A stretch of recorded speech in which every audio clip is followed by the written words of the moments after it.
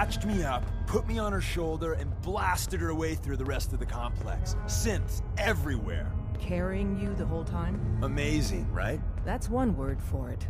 Deacon told me you single-handedly secured Carrington's prototype, disabled a minefield, and wiped out 100 Gen 1s.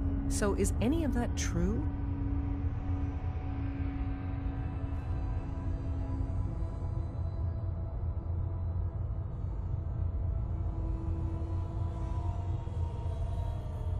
Mostly true.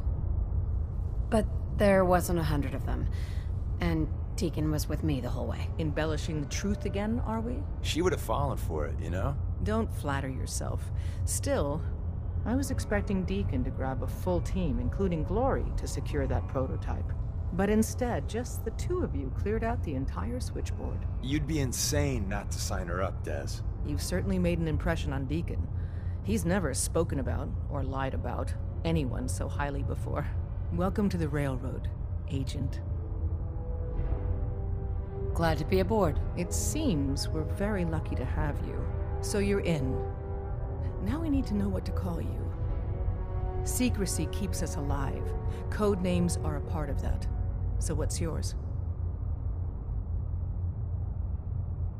Have any suggestions? No. It doesn't work like that. Your life, your name, your choice.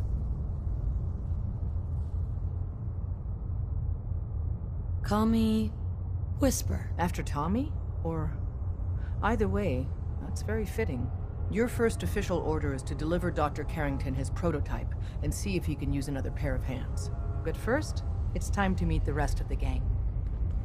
The location of our I'm HQ feeling is one of our overdue most for some tightly reconstructive guarded surgery. secrets, so be Ooh, careful. maybe I'll go In blonde all, next time. you I never could use some can tell when fun. you're being watched.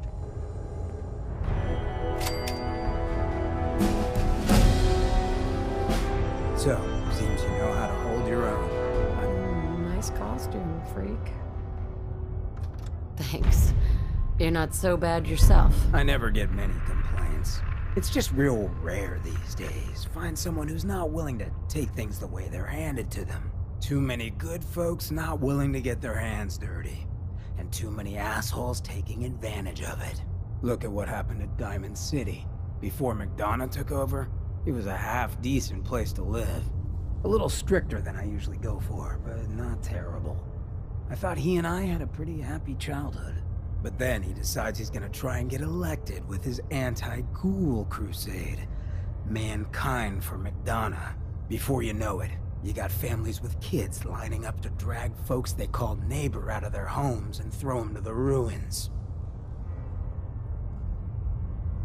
How could they do something like that? There'd always been a pretty big gulf between the folks living in the stands and folks down on the field. McDonough ran on it because he thought enough of those upper stands assholes would vote for him.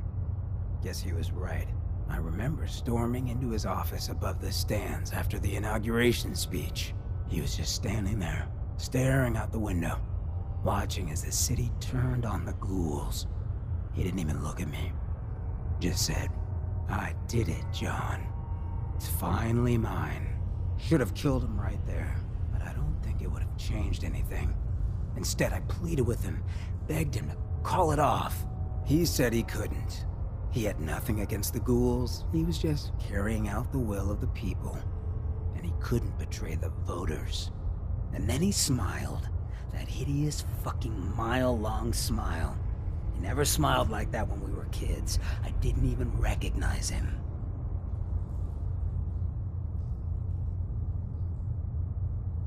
He murdered those ghouls. Him and that whole damn city. I still wasn't a ghoul at this point, so I didn't have to leave, but I couldn't bring myself to stay in that cesspool after that. I'd been sneaking off the Good Neighbor for years to get decent chems, so I knew the safe routes. I managed to track down a couple of the families, lead them there, but most couldn't get used to the Good Neighbor lifestyle. I brought them food for a couple of weeks, but after a while, they just disappeared. Folks in Diamond City signed their death warrants, and all the good people were willing to just sit by and watch. I felt like I was the only one who saw how screwed up things truly were, who couldn't just pretend things were fine. Still feel that way. Or I did. Until I met you.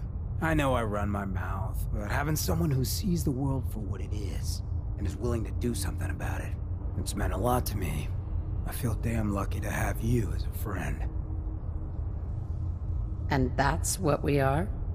Friends? And that ain't a term I toss around lightly. Well, thanks for hearing me out. You probably weren't looking for a history lesson, were ya? You wanna hit the road?